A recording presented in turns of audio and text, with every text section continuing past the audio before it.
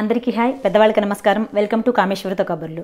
మన ఛానల్లో కిందటి ఎపిసోడ్లో మనం చూసాము శ్రీ లలిత శ్రీపీఠం అనే ఒక మందిరం గురించిన విశేషాలని. అయితే ఆ మందిరాన్ని స్థాపించిన గురువులు స్వామి బ్రహ్మానంద సరస్వతి గారితో ఈ వారం మనం ముచ్చటించబోతున్నాము. అయితే ఈ ఆలయ ప్రత్యేకత, కొన్ని నియమాల్ని, గురువుగారు చెప్పిన నియమాల్ని కనుక పాటించినట్లయితే స్త్రీలని స్వయంగా అమ్మవారికి అభిషేకం చేసుకునే అవకాశం ఈయన ఇస్తూ ఉంటారు. అయితే ఈయన ఉద్దేశం ఇలా చేయడంలో ఏంటి, ఏ దేవాలయానికి లేని ప్రత్యేకత ఈ పీఠంలో ఏంటి అనేవన్నీ మనం ఆయన మాటల్లో తెలుసుకుందాం. నమస్కారం గురుగారు. గురుగారు, ఈ లలిత పీఠం ఏంటి అంటే, నేను కూడా ఏరియా కొత్తగా వచ్చాను కాబట్టి నాకు పెద్దగా వివరాలు తెలియదు. ఈ పీఠం ఏంటి, మీకు స్థాపించాలని ఎందుకు అనిపించింది? నారాయణ్ నారాయణ్ నారాయణ్. సర్వే జనా సుఖినో భవంతు, సర్వే లోకా రక్షంతు, మాం రక్షంతు, మమ సపరివారం రక్షంతు. శుక్లాం వరదరం విష్ణుం శశివర్ణం చతుర్భుజం ప్రసన్నవదనం ధ్యాయే సర్వవిఘ్నోపశాంతయే. అగజాన పద్మార్కం గజాననమర్నిశం అనేకదంతం భక్తానాం ఏకదంతోపాస్మహే. గురుర్బ్రహ్మా గురుర్విష్ణు గురుర్దేవో మహేశ్వరః, గురు సాక్షాత్ పరబ్రహ్మ తస్మై శ్రీ గురవే నమః. కుండలి కుమారి కుటిలే చండి చరాచర సవిత్రి చాముండే, గుణిని గుహారిణి గుఖ్యే గురుమూర్తే త్వాం నమామి కామాక్షీం. ఓం సర్వచైతన్య రూపాంతాం ఆద్యాం విద్యాంచ ధీమహి బుద్ధిం యాన ప్రచోదయాత్. అవభారత క్షితిమమోగదయే కరణం భవత్విహత వైషజనః, నిజయో సవిత్రి చరణాంబుజయో న విహతుమర్హసి చిరాత్ భజకం. ఇది శ్రీ లలితా త్రిపుర సుందరి శ్రీమఠం శ్రీపీఠం. ఈ శ్రీమఠం శ్రీపీఠం స్థాపించడానికి కారణము కరపాత్ర స్వామీజీ వారు స్వామి బ్రహ్మానంద సరస్వతి అని చెప్పేసి జ్యోతిష్ పీఠాధిపతులు. అంటే ఇప్పుడు మనకి శంకరాచార్య 4 పీఠాలు ఉన్నాయి. ఈ 4 పీఠాల్లో ఉత్తరాంనాయ పీఠమైనది జ్యోతిష్ మఠ్ బద్రీనాథ్ దగ్గర నుంచి 30 కిలోమీటర్ల దూరంలో ముందుంది. అంటే ఇదివరకు జ్యోతిష్ మఠ్లో ఆగి జ్యోతిష్ మఠ్ నుంచి బద్రీనాథ్కి వెళ్ళాలి. సో అక్కడ ఉన్నది ఉత్తర పీఠం. ఈ ఉత్తర పీఠాధిపతి అయిన స్వామి బ్రహ్మానంద సరస్వతి, ఇప్పుడు వారు ఎదుర్కొండా ఉన్నవారు వారు స్వామి బ్రహ్మానంద సరస్వతి, వారు ఈ పీఠాన్ని 165 ఏళ్ళు ఉత్తరాన యుద్ధాల వలన ఖాళీగా ఉండిపోయింది. అటువంటి ఖాళీగా ఉన్న పీఠాన్ని ఉద్ధరించడం కోసమని చెప్పేసి చంద్రశేఖరేంద్ర సరస్వతి గారు, అంటే కంచి కామకోటి పరమాచార్య, అట్లాగే చంద్రశేఖర భారతి గారు, అంటే శృంగేరి శారదా మఠం యొక్క ఇది మూల పురుషుల మాట. వీళ్ళు ఏం చేశారంటే దీన్ని ఎట్లనా ఉద్ధరించాలి అని చెప్పేసి కరపాత్రి అనేవారు, వారు మన హిందూ సాంప్రదాయము, హిందూ ధర్మము, హిందూ దేశము, భారతదేశము దీనికోసమని కొట్లాడుతూ వారు ఈ మన సాంప్రదాయాన్ని, హిందూ మతాన్ని, హిందువుల్ని పెంచాలి, భారతదేశం అన్నది పాత వైభవానికి రావాలి అని కృషి చేస్తూ ఉండేవారు. సరే, వీరు సరి అయిన వారు అని వారు తలుచుకుని వారిని పీఠాధిపతి చేయాలని అనుకున్నారు. కానీ వారేమన్నారంటే, మా గురువు గారు ఉన్నారు, వారు బ్రహ్మానంద సరస్వతి, వారు కృష్ణానంద సరస్వతి గారి యొక్క శిష్యుడు. ఉత్తర కాశీ అని చెప్పేసి హిమాలయాల్లో ఉత్తర కాశీ ఉంది. అక్కడ గుహలో 30 ఏళ్ళు తిండి తినకుండా గాలిని భుజిస్తూ వారు తపస్సు చేసి ఉన్నారు. వారు నా గురువు గారు, వారు ఉండంగా నేను పీఠాధిపతి కాకూడదు, కాబట్టి మా గురువు గారికి పీఠాధిపత్యం ఇయ్యమని చెప్పేసి వారు చెప్పారు. సరే, అప్పుడు సరే అటువంటి మహాపురుషుడు ఉంటే ఇది జరుగుతుంది, అందుకనే వారిని పీఠోద్ధారక్ అంటారు. ఇక్కడ మనం పరమాచార్య ఎట్లా అంటామో అట్లా వారిని పీఠోద్ధారక్ అంటుంటారు అన్నమాట. సరే, వారిని ఇచ్చేయడం కోసం నిర్ణయించారు. కానీ వారికి ఈ పీఠాల మీద వాటి మీద ఆసక్తి లేదు. వారు తపస్సు చేసుకుంటూ అడవుల్లో ఉండి చేయాలి, గుహల్లో ఉండి తపస్సు చేసుకోవటం అటువంటి ఇదన్నమాట. వారు 8 ఏళ్ళప్పుడే వారి యొక్క తండ్రి చనిపోవటం వలన, వారి తాతగారు చనిపోవటం వలన రామ్ నామ్ సత్యై, రామ్ నామ్ సత్యై అంటే, ఈ రామ్ నామ్ సత్యై అంటే మనుషులకి ఆఖరికి ఎప్పుడైనా వెళ్ళిపోవాల్సిందే కాబట్టి ఈ సంసార జీవితం అక్కర్లేదని చెప్పేసి కాశీ నుంచి నడుచుకుంటూ అనేక రకాల ప్రయాసాలు పడుతూ హిమాలయాలకు వెళ్ళిపోయి గురువును కూడా టెస్ట్ చేసి ఆఖరికి వీళ్ళెవరు నాకు గురువులు కాదు అని తెలుసుకుని ఉత్తర కాశీలో అసలైన మహానుభావుడు దొరకడం వల్ల అక్కడికి వెళ్ళి వారి సేవ చేస్తూ అక్కడనే గుహలో ఉండి తపస్సు చేసుకుంటూ 30 ఏళ్ల పైన తపస్సులో నిరాహారిగా అంటే ఏమి తీసుకోకుండా గాలితో ఇచ్చేస్తూ ఉన్నారన్నమాట. సరే, అటువంటి మహానుభావుని చెయ్యాలని వీళ్ళు సంకల్పం చేయడం వలన వారిని పీఠాధిపత్యం చేద్దామని చెప్పేసి వీళ్ళందరూ చేస్తే వారు ముహూర్తం అన్ని పెట్టుకున్న తర్వాత పారిపోయేవారు. ఇట్లా పారిపోతుంటే మహానుభావులకి ముహూర్తాలు పెట్టకూడదు, వారు ఎక్కడ కనపడితే అక్కడే వారికి రాజా పట్టాభిషేకం చేయాలి అని సంకల్పించి అట్లా పట్టాభిషేకం చేశారు. ఎప్పుడైతే అతనికి పట్టాభిషేకం అయిపోయిన తర్వాత వారు ఏం చేశారంటే, సరే మీరు నాకు పట్టాభిషేకం చేశారు కాబట్టి ఇంకా మీరు దీని గురించి ఎవరు చింతించకూడదు, నేను చేస్తాను అన్నారు. అని వారు మొట్టమొదటి పెట్టిన బోర్డు ఏంటంటే దాన్ పేట్ నైహై చెప్పారు. మరి ఒక పీఠాన్ని ఉద్ధరించాలి అంటే డబ్బు లేకుండా ఎట్లా జరుగుతుంది అంటే, మీకెందుకు నాకు అప్పచెప్పారు, ఈ పీఠాన్ని ఉద్ధరించే బాధ్యత నాది. ఆ కాలంలో ఒక చిన్న గుండు సూది కావాలన్నా లేదా ఒక మేకు కావాలన్నా తలుపులు కావాలన్నా కూడా కింద జోషిమఠ్ నుంచి 200 కిలోమీటర్ల కింద ఉన్న ఋషికేశ్ హరిద్వార్ నుంచి రావాలి పోస్టల్లో. అటువంటి దాంట్లో వారు అనేక కష్టాలు పడుతూ ఉద్ధరించి దాన్ని చేశారు. ఆ చేసే ముందు అది రిజిస్టర్ చేయాలి మళ్ళీ, అంటే రాజులకు వెళ్ళిపోయింది దాన్ని చేసుకోవాలి, పీఠాన్ని తీసుకోవాలి. అటువంటి పీఠాన్ని తీసుకోవాల్సిన దానికి అంతకాలంలో దానికి వాళ్ళు రాజులు అంత ముందు 1 ఏడాది ముందు అంటే 1942లో ఈ పీఠాన్ని మళ్ళీ పునరుద్ధరించడం చేశారు. 1941లో 60,000కి ఆ స్థలాన్ని అమ్మేయాలనుకున్నారు వాళ్ళు, 1,00,000 రూపాయలకి. కానీ 60,000 దాకా డిమాండ్ వచ్చింది, వాళ్ళు అమ్మలేదు. సరే, ఎప్పుడైతే వీరు పీఠాధిపతి అయ్యారని తెలిసిందో అప్పుడు ఏం చేశారంటే పీఠాధిపతికి ఇవ్వాలి కదా వచ్చారు వీరు. వస్తే దాన్ని కనుక్కుని వారు ఏమన్నారంటే, సరే 1,00,000 రూపాయలు మీరు అనుకున్నారు కాబట్టి 1,00,000 రూపాయలు మేము ఇచ్చేస్తాము, మాది రిజిస్టర్ చేసేయండి అన్నారు. సరే, మళ్ళీ దీన్ని ఆ స్థలాన్ని మొత్తం శంకర పీఠానికి రిజిస్టర్ చేశారు. ఆ రిజిస్టర్ చేసినప్పుడు అప్పుడు ఉత్తరప్రదేశ్ అని ఒకటే ఉండేది మొత్తం అంతా కూడా. ఈ ఉత్తరప్రదేశ్ లో రిజిస్టర్ అవ్వాలి. సరే, దీనికి మనుషులు పంపించారు, వాళ్ళు రాజు మనుషులు పంపించమన్నారు, వీరి మనుషులు వెళ్ళారు, అక్కడ రిజిస్టర్ చేశారు. 1,00,000 రూపాయలు వీరు ఇచ్చేశారు. సరే, ప్రతి ఒక్కరికి అనుమానం వచ్చింది, 1,00,000 రూపాయలు ఎక్కడి నుంచి వచ్చినాయి, అనేక రకాల క్వశ్చన్లు వచ్చినాయి. ఈ వీటిలో ఏం చేశారంటే వారు చెప్పారు, ఒకటే మాట అడిగారు. రిజిస్ట్రార్ దగ్గరికి వెళ్ళి వీళ్ళందరూ అడిగారు, నిజంగా ఆయన డబ్బులు ఇచ్చారా? ఇచ్చారు. అవి కరెక్ట్ అయిన నోట్లేనా?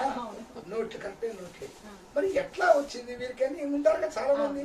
సరే, వీరిని చాలా రకాల ప్రశ్నలు వేశారు. ప్రశ్నలు వేస్తే వారు ఏం చెప్పారంటే, భారతంలో ద్రౌపదికి చీరలు వచ్చినాయి, కృష్ణుడు ఇచ్చాడు, అదేం అతుకుల బొంత కాదు. ఆవిడ ఏ చీర అయితే కట్టుకుందో అదే చీర, అదే మోడలు, అదే దీంతో ఎంత అట్లా వచ్చినాయి. కాబట్టి మనం భగవంతుడిని వేడుకుంటే భగవంతుడు ఇస్తాడు, మనుషుని వేడుకోవాల్సిన అవసరం లేదు. మనం తపస్సు చేసి తపస్సు ధార పోస్తే ఆ భగవంతుడు ఇస్తాడు. ఇయ్యాల్సింది భగవంతుడే కాకపోయి మనుషుడు కాదు, భగవంతుడు మానవ రూపేణా పంపిస్తాడు అంతే.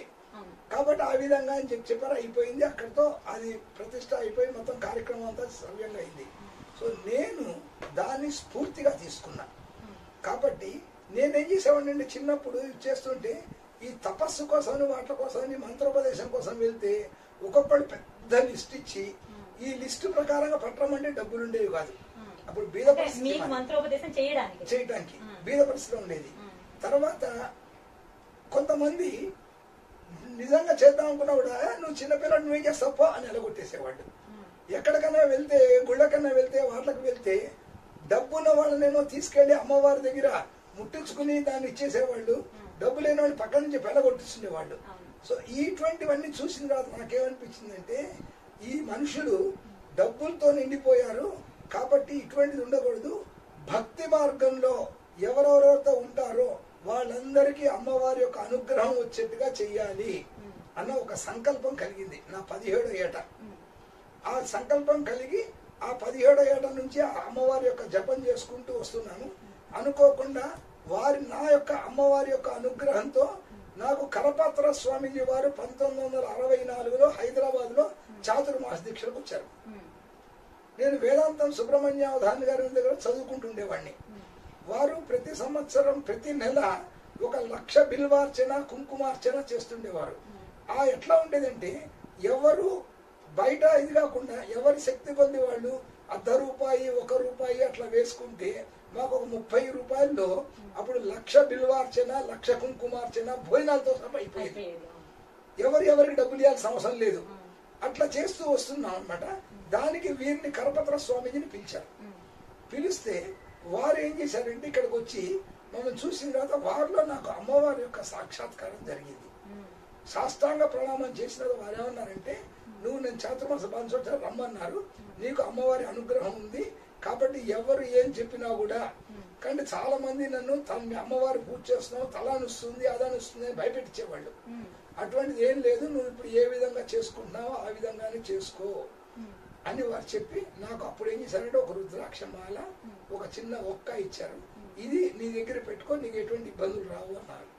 సరే, వారి యొక్క ఆశీర్వచనంతో ఏ ఇబ్బందులు రాకుండా నడుస్తూనే వచ్చింది. అప్పుడు మాకు ఈస్ట్ మారేడుపల్లిలో ఉండేవాళ్ళము. అక్కడ మొట్టమొదటి ఏం చేశారంటే ఒక చిన్న గోడకి రేకు లాంటిది వేసుకుని ఆ రేకు కింద కూర్చుని తపస్సు చేసుకుంటూ కూర్చునేవాడిని. వీళ్ళు ఎవరన్నా ఇచ్చేస్తారని చెప్పేసి ఏం చేసేవాడిని, అక్కడ జామ చెట్టు ఉండేది, జామ చెట్టు ఎక్కి జామ చెట్టు మీద తపస్సు చేసుకుంటునేవాడిని. అమ్మవారికి సద్దన్నమే నైవేద్యం పెట్టుకుని నేను ఏది తింటే అది నైవేద్యం పెట్టుకునేవాడిని. ఎందుకోసం అంటే ఆవిడ ప్రసాదాన్ని నేను తింటున్నానన్న భావన, అంతేకాని ఇది మడి ఉందా ఆచారం ఉందా ఏంటి చూసేవాడిని కాదు. భక్తి భక్తి భక్తి. వాళ్ళకి అమ్మవారు కనపడ్డప్పుడు నాకెందుకు అమ్మవారు కనపడదు, ఇట్లా ఈ విధంగా తపస్సు చేస్తూ ఉంటే వారి యొక్క కరపాత్రి స్వామి యొక్క అనుగ్రహం వలన గురువు నీ దగ్గరికి వస్తాడు అన్నారు. కానీ నేను గురువు కోసం చాలా ప్రయత్నం చేశాను. ప్రయత్నం చేసినా కూడా గురువు ఒక 10 ఏళ్ళ దాకా దొరకలేదు. ఎంతో మంది కోసం తిరిగా. అప్పుడు నారాయణరావు గారు అని చెప్పేసి అక్కడ ఫోటోలో ఉన్నారు నా పైన. ఆ నారాయణరావు గారు ఏం అనుకోకుండా ఒకసారి దాని నవరాత్రుల్లో వారి దగ్గరికి వెళ్ళడం జరిగింది. ఒకటి తీసుకెళ్లారు, నన్ను తీసుకెళ్తే నీ కోసమే నేను వెయిట్ చేస్తున్నాను అని వారు 1977లో నాకు మంత్రోపదేశం చేశారు. వీరు కరీంనగర్ లో ఉండేవారు, కరీంనగర్ వారిది. కానీ హైదరాబాద్ లో ఉన్నారు, విజయనగర్ కాలంలో ఉన్నారు. సో వారి దగ్గరికి వెళ్ళాను, వారు ఉపదేశం చేసేసారు. ఉపదేశం చేసిన తర్వాత వారి దగ్గర రామభద్ర చేనులు గారు అని చెప్పేసి బాగా చదువుకున్నది. అంటే వారికి ఏంటంటే ఒక్కసారి చదివితే బుర్రలో ఉండిపోతాయి. అట్లా వారికి 2000 పుస్తకాల పైన మొత్తం బుర్రలో ఉన్నాయన్నమాట. అటువంటి వారు అక్కడ సప్తశతి పారాయణ చేస్తూ ఉన్నారు. కానీ ఆయన చాలా సీనియర్ అయినా కూడా ఆయనకి ఏంటంటే ఎక్కువ పుస్తకాలు చదవటం వలన ఏదన్నా రాగానే అనుమానాలు ముందు గుర్తుకొస్తాయి.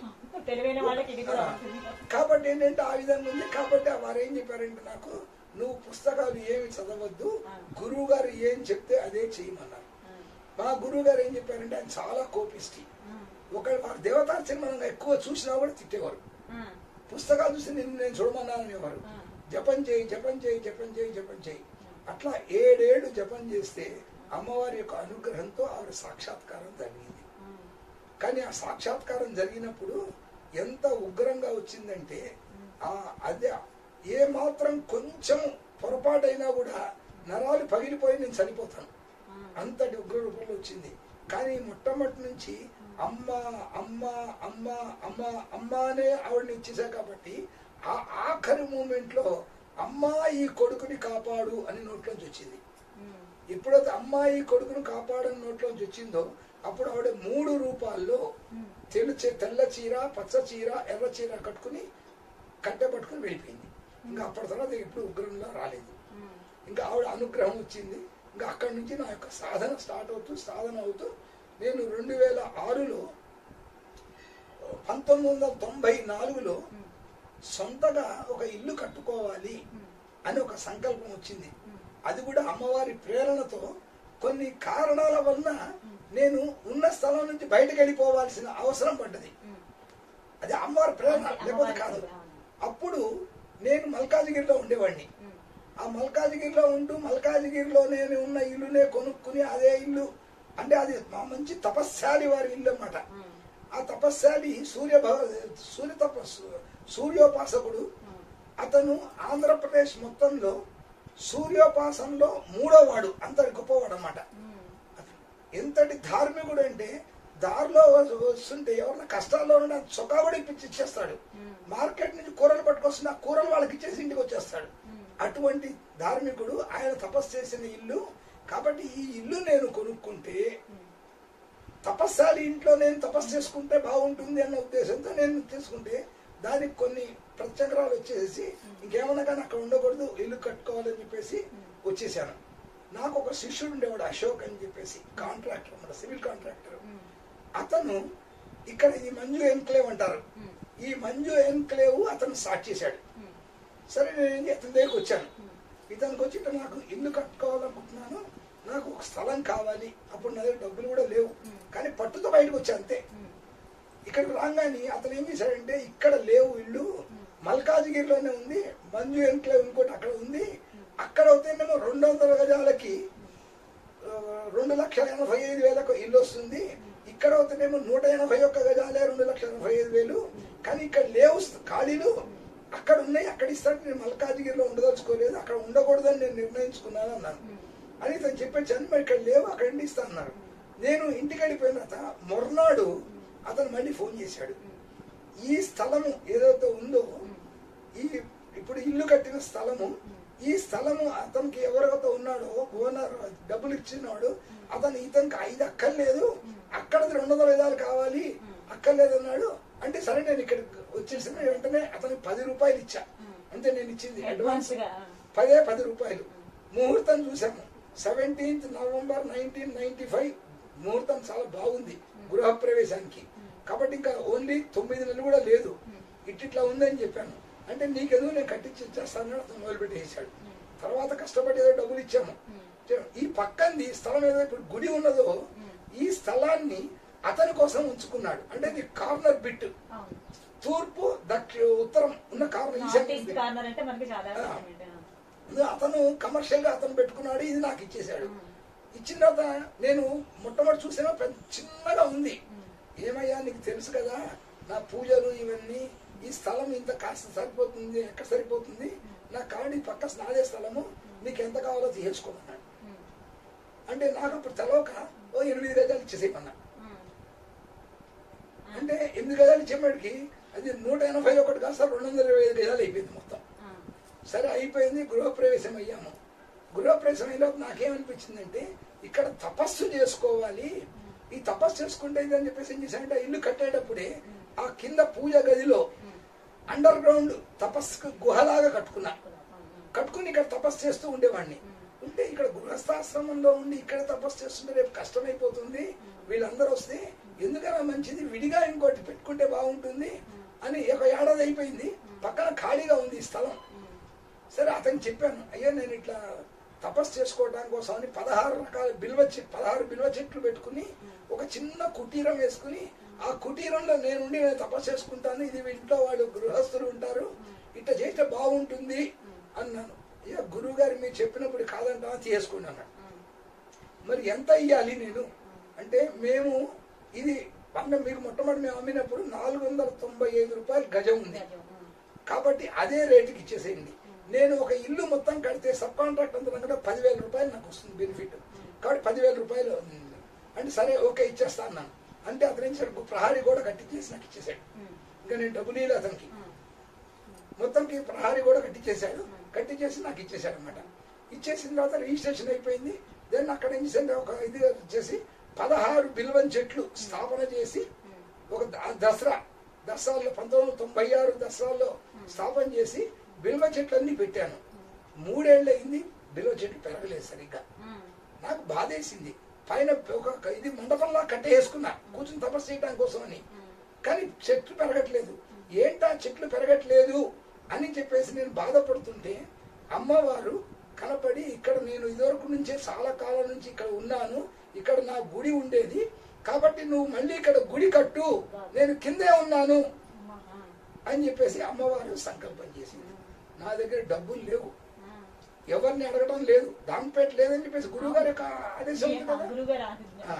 సరే డబ్బులు లేవు, అమ్మవారేమో గుడి కట్టమని చెప్పేసి ఆజ్ఞ ఇచ్చింది. ఏం చేయాలి అర్థం కాలేదు నాకు. సరే చూశాను, అమ్మవారి ఆజ్ఞతో మటుకు ఇది అయిపోతుంది, మనం ఏం చేయలేము అని చెప్పేసి ఈ గుడికి ఎవరి ప్లాన్ ఎవరిది లేదు, అమ్మవారు ఏ విధంగా చెప్పిందో ఆ విధంగా కట్టాం. సరే వెళ్ళైతే ఒక చోటకి వెళ్ళాడు, మల్కాజ్గిరిలో గీతాభవనం ఉండేది, అక్కడ ఒక శిల్పుని చెక్కుతున్నారు. ఆ శిల్పుల దగ్గరికి వెళ్ళా, ఇట్లా గుడి కట్టాలనుకుంటున్నాను చిన్నగా, కాబట్టి మీరు ఏమన్నా చేయగలరా, ఎంత అవుతుంది? అతను ఏం చెప్పాడంటే 1,25,000 అయిపోతుంది. సరే 1,25,000 అంటే ఏదో లోన్ తీసుకుని అక్కడ తీసుకుని కట్టేయచ్చు కదా అని చెప్పేసి నేను ఏం చేసి అంటే ఓకే అన్నాను. కానీ ముహూర్తం వచ్చింది, ఆ ముహూర్తానికి దగ్గర నా దగ్గర డబ్బులు లేవు. సరే ఒక శిష్యుడు అంటే నన్ను మామ అని పిలిచేవాళ్ళు, అటువంటి వాడికి వాళ్ళ తండ్రి చనిపోయి హైదరాబాద్ వచ్చాడు, సింగపూర్లో పనిచేస్తుండేవాడు, హైదరాబాద్ వచ్చాడు. ఆ హైదరాబాద్ వచ్చిన తర్వాత అతను అది కార్యక్రమం అయిపోయి నా దగ్గరికి వచ్చాడు. వస్తే అతనికి ఆస్తిలో అన్యాయం చేశారు తాతగారు. ఎక్కడైతే డబ్బులు రాని ఉన్నాయో అతనికి ఇతనికి ఇచ్చాడు, బాగా డబ్బులు వచ్చే ఆస్తులంతా తమ్ముడికి ఇచ్చాడు. నా దగ్గర కొంచెం బాధపడ్డాడు. బాధపడితే నేను చెప్పాను, ఇదంటే మాకు పెద్దలు చెప్పిన ఉన్నాయి కదా, కాబట్టి మన భాగ్యంలో లేనిది మన దగ్గర ఉండదు, మన భాగ్యంలో దగ్గర మన దగ్గరకు వస్తుంది. నువ్వు మళ్ళీ ఇదివరకు ఉన్న జోబ్లో అప్లై చేసుకో, వాడు ఇస్తాడంటే ఆల్రెడీ రిజైన్ చేసి వచ్చాను, ఇది అవ్వగానే అప్లై చేశాను, కానీ వాడు నాకు ఇయ్యను అని చెప్పేసి మెయిల్ పంపించాడు అని చెప్పాడు. అంటే నేను కాదయ్యా, నా మనస్సుకి మళ్ళీ నీకు ఉద్యోగం వస్తుంది, అక్కడే వస్తుంది అని చెప్పేసి వచ్చింది, ఇప్పుడు నువ్వు మెయిల్ పెట్టు, నీకు రాకపోతే అప్పుడు అడుగున్నా. అతను మెయిల్ పెట్టగానే రిటర్న్ మెయిల్లో వచ్చి జాయిన్ అవ్వమని చెప్పేసి వాడు పెట్టాడు. అతను సంతోషంతో 5,000 రూపాయలు చెక్ నాకు ఇచ్చాడు 1996లో. ముహూర్తం ముందు, రేపు ముహూర్తం ఉంది, ఇవాళ ఇది 5,000 రూపాయలు ఇచ్చాడు. సరే అని చెప్పి 5,000 వచ్చింది, అమ్మవారు ఇచ్చిందని మొదలు పెట్టేశా. అది గుంట తవ్వేటప్పటికి, అది గుంట తవ్వే అంటే గుడి కట్టాలంటే ఇట్టే కట్టం కాదు, దానికి ఏంటంటే 6 అడుగుల లోతు గుంట తవ్వే, 10 అడుగుల లోతు గుంట తవ్వాలి, దాంట్లో 4 అడుగులు ఇసుక పోయాలి, దాని తర్వాత 4 అడుగులు గ్రేట్ కన్స్ట్రక్షన్ మొత్తం బెడ్ లాగా వేయాలి. ఎందుకోసం అంటే భూకంపాలు అటువంటివి వచ్చినప్పుడు అది భూకంపం వస్తే ఇటు తట్టుకుని మళ్ళీ ఇసుక స్ట్రైట్ అవుతుంటే కానీ గుడి మటుకు చెక్కుతుంది అనమాట. అట్లా అని చెప్పారు నాకు. సరే అని చెప్పేసేపటికి అది ఆ 5,000తో గుంట తవ్వించడం అయింది. తర్వాత నాకు ఒక స్నేహితుడి దగ్గర నేను ట్యూషన్ చెప్తుండేవాడిని వాళ్ళ పిల్లలకి. అతను ఏం చేసి అంటే రిటైర్ అయిపోయాడు. నేను ఇట్లా గుడి కట్టాలనుకున్నాను, ఇట్లా ఉందంటే అదే పెన్షన్ రిటైర్ అయిపోయిన డబ్బులు వచ్చినాయి నాకు, అవి ముందు వాడుకో, నువ్వు మెల్లిగా నాకు ఎత్తుగానివి అని చెప్పంటే డబ్బులు తీసుకొచ్చా. 1,25,000 గుంట తవ్వి గుంట మూసేపటికి అయిపోయింది. ఎక్కడి నుంచి కట్టాలి, ఏం చేయాలి? సరే నా అదృష్టం లోన్లుగా అన్ని పట్టుకొచ్చాను. అక్కడ 9 నెలల్లో ఏదైతే ముహూర్తం 9 నెలల్లో గుడి మొత్తం అయిపోయింది, ఎక్కడ ఆగలేదు. ఈ గుడి కట్టం కూడా ఏం చేశానంటే ఎవరికి కాంట్రాక్ట్ కానీ నేను చెప్పలేదు. నాకు అమ్మవారు ఏ విధంగా చెప్తుందో ఆ విధంగా చేసుకుంటూ వచ్చి, పని వాళ్ళకి ఒకటే కండిషన్ అన్నమాట, మీరు పని చేస్తూ పోండి, అమ్మవారు ఎంత ఇస్తుందో మీకు అంత డబ్బులు నేను ఇస్తా, అది కండిషన్ వాళ్ళకి నాకు. సరే వీళ్ళేం చేసేవాళ్ళు, మొట్టమొదటి 2-3 రోజులు పని చేయకుండా కూడా పని చేసినట్టుగా చేసేవాళ్ళు. చేస్తుంటే నేను అమ్మవారిని తలుచుకోవడం, అమ్మవారు ఇంత ఏమంది అంటాం, అంత చేయటం. సో కష్టపడి పని చేసిన వాళ్ళకి ఎక్కువ డబ్బులు వచ్చేవి, కష్టపడి పని చేయని వాళ్ళకి తక్కువ డబ్బులు వచ్చేవి. దాంతో ఏం చేశారంటే ప్రతి ఒక్కళ్ళు వాళ్ళ కష్టాన్ని ఎక్కువ చేసుకుంటూ వచ్చారు, బాగా పనిచేయడం మొదలుపెట్టారు. సో ఎంత పని చేస్తే అంతకి డబ్బు అమ్మవారు ఇచ్చేసేది. సో ఇట్లా అదేమిటంటే 9 నెలల వంగని గుడి అయిపోయింది. ప్రతిష్ఠా కార్యక్రమం, నా దగ్గర ప్రతిష్ఠ చేయడానికి డబ్బులు లేవు, అయిపోయినాయి. ఇంకా ఎక్కడి నుంచి నాకు వచ్చే ప్రసక్తే కనపడలేదు.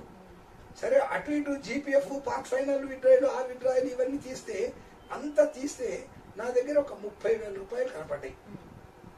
సరే అని చెప్పేసి చేశాను. ప్రతిష్ఠ చేయాలని ఎవరన్నా 70,000, 90,000, 60,000 అడుగుతున్నారు.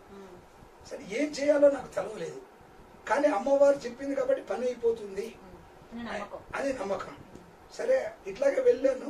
వెళ్తే ఒక శిష్యుడి యొక్క పినమామ గారు విజయవాడలో ఉంటారు, వారు చాలా ఇదైన వారు, తపస్శాలి. వారి గురువు గారు శ్రీశైలం దేవస్థానంలో మొత్తం ఆంధ్రప్రదేశ్ దేవాలయాలకి ఒక ఇన్ఛార్జ్, ఏదైనా ఎటువంటి ఉన్నా కూడా ప్రతిష్టా కార్యక్రమాలు అవన్నీ ఆయన చేయిస్తారు. వారు ఉన్నారు, మీ దగ్గర తీసుకెళ్తా అన్నారు. సరే నేను వారి దగ్గరికి ఇద్దరం కలిసి బయలుదేరి వెళ్ళాం. వెళ్తే సరే వారు నా యొక్క వేషధారణ చూసేసి పిలిచారు, బాగానే ఉంది. అయిన తర్వాత వారికి చెప్తే వారు ఏమన్నారంటే, నేనేమన్నా నీకు ఇంత చీప్గా దొరికానా? 60,000 తక్కువ, ఎటువంటి ఎంత తగ్గించి 60,000 తక్కువ కాదు. సో ఇంతగా ఒప్పుకుంటే నేను వస్తాను, లేదు రాను పొమ్మన్నారు ఆయన. నేను ఒకటే మాట అన్నా ఆయన్ని, అమ్మవారు నన్ను ఎందుకు పంపించిందో పంపించింది మీ దగ్గరికి. మీరు చేయకపోతే ఎవరో ఒకటి చేస్తారు.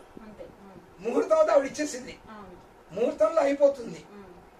మీ దగ్గరకు వచ్చాను, మీ ఇష్టం అని నేను బయటకు వచ్చేస్తున్నా. ఆగు అని కూర్చోబెట్టేశాను. కూర్చోబెట్టి, నువ్వు ఈ గుడి నుంచి డబ్బులు ఏమైనా ఆశిస్తున్నావా అన్నారు. నేను నయా పైసా ఆశించట్లేదు. ఇక్కడి గుళ్ళో హుండీ ఉండదు, డబ్బులు ఏమితో ప్రసక్తి లేదు. చాతుర్వర్ణ్యాల వాళ్ళు వస్తారు, కానీ వెజిటేరియన్లు లోపలికి వస్తారు. వెజిటేరియన్లు వచ్చి అమ్మవారిని ముట్టుకోవచ్చు, అభిషేకం చేయొచ్చు. ఇక్కడ హుండీ ఉండదు. నాకు ఇది, నేను భక్తి మార్గంలో అందరూ తరించాలి అని చెప్పేసి ఈ ఉద్దేశంతో నేను దీన్ని ఇచ్చేస్తున్నాను. సరే అట్లయితే నేను వస్తాను, చేస్తాను. 5 రోజుల కార్యక్రమం అంటే నాతో కాదు, వేరే ఆల్రెడీ ఒప్పేసుకున్నాను. 3 రోజుల్లో నీకు 5 రోజుల కార్యక్రమాన్ని చేయిస్తాను. వీళ్ళందరూ డబ్బుల కోసం ఏం చేస్తారంటే రోజులు పెంచుతారు, ఆ డబ్బులు ఎక్కువ ఇచ్చేస్తుంటారు. అంటే నాకు డబ్బులతో పని లేదు అని చెప్పేసి కార్యక్రమం వచ్చారు, చేశారు. చేస్తే మేము ఉభయలో కూర్చోవడం వలన అతను ఇప్పటిదాకా నా జన్మలో ఎన్నో ప్రతిష్టలు చేయించాను, ఇంత భక్తిగా ఎవరు దంపతులు కూర్చోలేదు, ఇట్లా వాళ్ళని నేను చూడలేదు. కాబట్టి మీరు ఇంత ఇదిగా చేశారు కాబట్టి అసలు నాకు ఇవ్వాల్సిన డబ్బులు 10,000, ఆయన 10,000 వస్తాయి, 20,000 ఖర్చు. ఈ 10,000 కూడా ఇవ్వాల్సిన అవసరం లేదు, నువ్వు నాకు అక్కర్లేదు మొత్తం. నేను చెప్పాను, మీరు ఇగో నా దగ్గరికి ఇంత డబ్బులు వచ్చినాయి ఇవాళ, ఈ డబ్బులు నేను ఇచ్చేస్తా, తీసుకెళ్ళిపోండి మీది. అంటే కాదు ఇక్కడే ఉంచేసుకోమన్నారు. ఆయన మామూలు ఖర్చులు చేశారు, డబ్బులు తీసుకోలేదు. తీసుకుని ఇది అయిపోయిన 40 రోజుల తర్వాత మళ్ళీ కార్యక్రమం ఉంటుంది, ఆ కార్యక్రమం నా శిష్యుడి చేత నేను చేయిస్తాను, ఏం పర్వాలేదు. ఇంత ఇదిగా చేసిన వాళ్ళని మేము చూడలేదు ఇప్పటిదాకా. అంటే 3 రోజులు కార్యక్రమంలో ఏ కార్యక్రమానికి కొంచెం కూడా అలసట లేకుండా ఆ కార్యక్రమం జరిపించాం. ఈ జరిపిస్తున్నప్పుడు ఇక్కడ ఒక పాము వచ్చింది. పాము వచ్చి గుడి చుట్టూ ప్రదక్షిణ చేసింది. ప్రదక్షిణ చేసి ఈ కార్యక్రమం అంతా అయిపోయేంత వరకు ఆ పాము అక్కడే ఉంది. అందరు భయపడ్డారు. భయపడాల్సిన అవసరం లేదు, భగవంతుడు సాక్షాత్ వచ్చి కూర్చున్నాడు, ఇచ్చేసాడని చెప్పాము. ఆ కార్యక్రమం అంతా అయిపోయింది. అయిపోయిన తర్వాత ఆ పాము మళ్ళీ ఆ రాత్రి ప్రతిష్టా కార్యక్రమంగా వెళ్ళిపోయింది. ఎక్కడికి వెళ్ళిపోయిందో మనకు తెలియదు. కానీ అప్పటి నుంచి ఇప్పటిదాకా కూడా అమ్మవారికి విప్పిన చీర కట్టలేదు. ఒక్కొక్కసారి 4 చీరలు 5 చీరలు కట్టాం, కానీ ఇప్పిన చీర ఇప్పటిదాకా కట్టలేదు. అంతదాకా నడుస్తూనే ఉన్నది, ఏ ఇబ్బందులు పడలేదు. అన్ని కార్యక్రమాలు అవుతూ నేను 2006లో సన్యాసం తీసుకోవాలని బుద్ధి పుట్టింది. ఆఫీస్కి రిజైన్ చేద్దామని వాలంటరీ రిటైర్మెంట్ తీసుకుని ఇంకా హిమాలయాల్లో వెళ్ళి ఈ మహావతార బాబాజీ అన్నది పేరు విన్నాను, వారిని దర్శనం చేసుకుని వారి యొక్క అనుగ్రహం తీసుకుందాం అని చెప్పి తిరిగాను. వారి దర్శనం కాలేదు. సరే ఏంటి దర్శనం కాలేదు, కైలాస మానసరోవరానికి వెళ్తే అక్కడ ఉన్నారు అని వారి కోసం అని మళ్ళీ అన్వేషణ కోసం చెప్తే ఎవరో ఒకటి చెప్పారు, కాదు ఈయన బద్రీనాథ్ దగ్గర ఇదవుతారు అని చెప్తే సరే మళ్ళీ బద్రీనాథ్ వెళ్ళిపోయాం. మానసరోవరం నుంచి వచ్చి మళ్ళీ వెంటనే బద్రీనాథ్ వెళ్ళిపోయాం. బద్రీనాథ్ వెళ్ళిపోయిన తర్వాత ఎవరైతే అక్కడ ఉందని చెప్పాడో అతను ఇక్కడికి వచ్చిన తర్వాత నారాయణ దర్శనం చేసుకున్నాం. అంటే పీఠ దేవతని పూర్ణగిరి అమ్మవారిని దర్శనం అయిపోయింది, పీఠ దర్శనం అయింది, కానీ ఈయన దర్శనం కాలేదు, దొరకలేదు. సరే అని చెప్పేసి మళ్ళీ ఏం చేశామంటే ఇక్కడ కాదు ఇంకో చోట ఉందని వేరే వాళ్ళు ఎవరో చెప్పారు. సరే ఓవర్ నైట్ ఆ రాత్రి కింద వచ్చేసాం. వచ్చేసి మళ్ళీ ఇటు హల్ద్వాని కట్కోడాను ఈ విధంగా వెళ్ళి కైలాస మానసరోవరం వెళ్ళే రోడ్డు ఉంది, ఆ రోడ్లో దొరుకుతారు అన్నారు. సరే ఆ రోడ్లో వెళ్తే నాకు ఎప్పుడైతే ఈ అమ్మవారి సాక్షాత్కారం అయినప్పుడు కొన్ని గుళ్ళు అవన్నీ వచ్చి దర్శనం అయినాయన్నమాట. 7 రకాల గుళ్ళు, ఒక నది అంతా కూడా. ఇక్కడ వచ్చాడు ఇది కనపడ్డది. ఎప్పుడైతే ఇది కనపడ్డదో అప్పుడు వారు చెప్పిన దారి మనకి ఇప్పుడు కనపడ్డది అని చేస్తే ఆ దారిలో వెళ్ళి ఆఖరి ద్వారాహాట్ అని అక్కడ చేరాం. ఆ ద్వారాహాట్కి చేరేటప్పటికి వాళ్ళు ఏం చేశారంటే ఆ ఆశ్రమం వాళ్ళు ఎవరైతే ఉన్నారో, మీకు మా ఆశ్రమం తరఫున పత్రం ఏం లేదు కాబట్టి మీకు ఉండడానికి వీల్లేదు, కానీ మీరు ఆ గుహని మహాతార బాబాజీ గుహను దర్శనం చేసుకోవడానికి వచ్చారు కాబట్టి ఇప్పుడు మాకు తాళం వేసాము. ఆ గుహకి వేరే వాడు వస్తుంటారు, పంపించాము, కాబట్టి మీరు డబ్బులు అక్కడికి వెళ్ళిపోతే మీరు గుహలో వాడి తపస్సు చేసిన గుహలో దొరుకుతుంది, వెళ్ళొచ్చు అన్నారు. సరే నేను వెళ్తున్నాం, 6 ఉన్నాం ఆ టైంలో, 3 మగవాళ్ళు 3 ఆడవాళ్ళు. వెళ్తూ ఉంటే మాకు మెట్లు, అది చాలా కష్టం, సుమారు 10 కిలోమీటర్లు పైకి కొండ ఎక్కుతూ పోవాలి. అప్పుడు మెట్లుకి వెళ్ళే, ఇప్పుడు వెళ్తే మెట్లు లేవు. సరే మేము వెళ్తున్నాము, ఇందులో ఒక ఆజానుబాహుడు ఆ పైనుంచి దిగుతున్నాడు. ఆ దిగుతుంటే చూశాం. చూసి అప్పటికి 2 రోజులు మాకు భోజనం లేదు. దిగుతుంటే ఆయన్ని ఒకవేళ ఆయన దగ్గర తాళం చెవు ఉందేమో అని చెప్పేసి మేము అడిగాం. కాదు అక్కడ ఉన్నారు మనుషులు, మీరు భోజనం చేశారా అని అడిగారు. భోజనం చేయలేదన్నాం. అంటే నా దగ్గర ఉంది, తీసుకుంటాను. ఆయన ఒక పొట్లం ఇచ్చారు నాకు, ఆ పొట్లం దగ్గర పెట్టుకున్నా. మరి ఈ పొట్లం దీంట్లోకి ఏం నంచుకుంటారా? ఏం లేదు. సరే ఇంకో పొట్లం ఇచ్చారు, అది పెట్టుకున్నాను. వెళ్ళిపోతే 3 మగాళ్ళము కొంచెం ఫాస్ట్ గా ముందు వెళ్ళిపోతాం. అందుకోసం అక్కడ తాళం వేస్తాను. అక్కడ గుహలోకి వెళ్ళాము, తపస్సు చేసుకుని కూర్చున్నాం. కూర్చుంటే ఆ గుహలో దత్తాత్రేయుల వారి దర్శనం జరిగింది నాకు. దత్తాత్రేయుల వారి దర్శనం జరిగింది. దత్తాత్రేయుల దర్శనం జరిగింది. నాకు ఒక కట్టె ఉండేది, ఆ కట్టెకి 1 గంట కావాలనుకునేవాడిని. సరే అది నేను ఎన్నోసార్లు అడిగాను, ఆ గంటలు రావు అన్నారు. అక్కడ చూస్తే ఒక చిన్న గంట కనపడింది ఆ గుహలో. సరే నాకు ఆ గంట తీసుకుని దీన్ని కట్టేసుకోవాలనిపించింది. కానీ నాతో పాటు వచ్చిన వారు ఏమన్నారంటే తీసుకోకూడదు మనము అన్నారు. నాకు అనిపిస్తున్నది గంట తీసుకోమని నేను తీసుకుంటా అన్నాను. అంటే తీసుకోవద్దన్నారు. సరే నేను అప్పుడు ఏం చేశాను, మళ్ళీ దండం పెట్టుకుని ఈ గంటని నేను నా దండానికి కట్టుకోవడానికి వీలుగా దీనికి ఒక తాడు నువ్వు ఇస్తే అప్పుడు నువ్వే నాకు ఈ గంట తీసుకోమన్నావు అని అంటాను. వెంటనే అక్కడ ఒక తాడు కనపడ్డది. చెప్పండి, ఇగో తాడు కనపడ్డది, గంట ఉంది, ఇగో తీసుకుంటున్నాను. తీసుకొని నా గంట కట్టేసుకున్నాను. కట్టేసుకుని కిందకు వచ్చి బయటకు వచ్చాము. వస్తే ఈ ఆడవాళ్ళు 3 మెల్లిగా నడుచుకుంటూ వచ్చారు పైకి. అక్కడికి వాళ్ళ 3 చేతుల్లో కట్టెలు ఉన్నాయి, గొడుగు టైప్ కట్టెలు ఉన్నాయి. మేము అడిగాము, మీకు బయలుదేరినప్పుడు కట్టెలు లేవు కదా, ఈ కట్టెలు ఎక్కడి నుంచి వచ్చినాయి అని అడిగాము. అంటే ఇట్లా ఒక ఆజానుబాహుడు కనపడ్డాడు, ఆ ఆజానుబాహుడు కట్టెలు ఇచ్చాడు అన్నారు.